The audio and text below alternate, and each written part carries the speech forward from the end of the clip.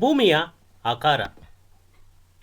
ಭೂಮಿಯ ಆಕಾರವನ್ನು ಭೂಮ್ಯಾಕಾರ ಅಥವಾ ಜಿಯಾಡ್ ಅಥವಾ ಗೋಳಾಕಾರ ಎಂದು ಕರೆಯಲಾಗಿದೆ.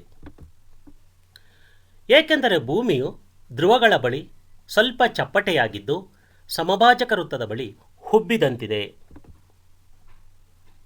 ಚಿತ್ರದಲ್ಲಿ ಆ ವಿನ್ಯಾಸವನ್ನು ನಾವು ಕಾಣಬಹುದು. ಭೂಮಿಯ ಸಮಭಾಜಕ ವೃತ್ತದ ವ್ಯಾಸ 12,756 ಕಿಲೋಮೀಟರ್ಗಳು ಮತ್ತು ಧ್ರುವೀಯ ವ್ಯಾಸ 12,714 ಕಿಲೋಮೀಟರ್ ಆಗಿದೆ. ಇವೆರಡರ ವ್ಯತ್ಯಾಸ 42 ಕಿಲೋಮೀಟರ್ಗಳಷ್ಟಾಗಿದೆ.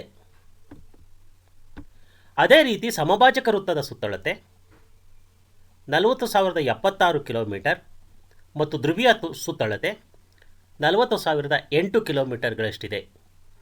ಇದರಲ್ಲಿ 68 ಕಿಲೋಮೀಟರ್ಗಳಷ್ಟು ವ್ಯತ್ಯಾಸವಿರುವುದನ್ನು ನಾವು ಕಾಣಬಹುದು.